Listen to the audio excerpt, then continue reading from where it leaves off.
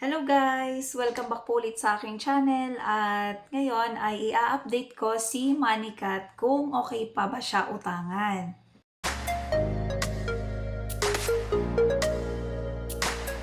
Na-vlog ko na dati guys yung si Manicat Pros and Cons at panoorin nyo na lang doon kung paano yung pag-enter nila ng code or yung pag-login nila.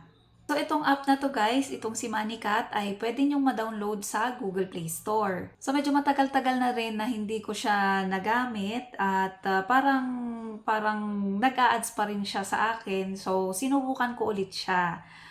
Trinay ko ulit at pinaloan naman ako ng 600. Itong 600 na ito guys ay ibabalik ko siya within 7 days kasi sabi dito ay pwede nang mag-advance payment. So, ito ay ibabalik ko siya ng walang interest. Pero ito guys ay para lamang sa mga first time na maglo-loan. Ino-offer nila ito sa mga first timer na maglo-loan sa app nila. So, expect nyo na yan guys na after ng first na loan nyo ay meron na yan interest. So, ewan ko lang kung magkano na yung interest ng reloan, yung repeat na reloan kasi ito pa lang ang trinay ko guys, itong 0% interest na first time loan offer nila. So ganun pa rin guys, si Manicat ay hindi pa rin nag-a-add ng GCash na disbursal method. So true bank pa din ang withdrawal method nyo. So 'di ba parang hindi pa rin siya paano kung wala kang bangko, 'di ba? Parang e-wallet lang yung gamit mo. So wala pa rin GCash kay Manicat. Pero naman, kung magbabayad naman kayo dito kay Manicat, ay meron silang e-wallet, yung mga GCash, Paymaya, ganon, at saka CoinsPH. Pero naman, kapag over the counter ay yung si 7-Eleven, ganon, sa SM, pwede yon.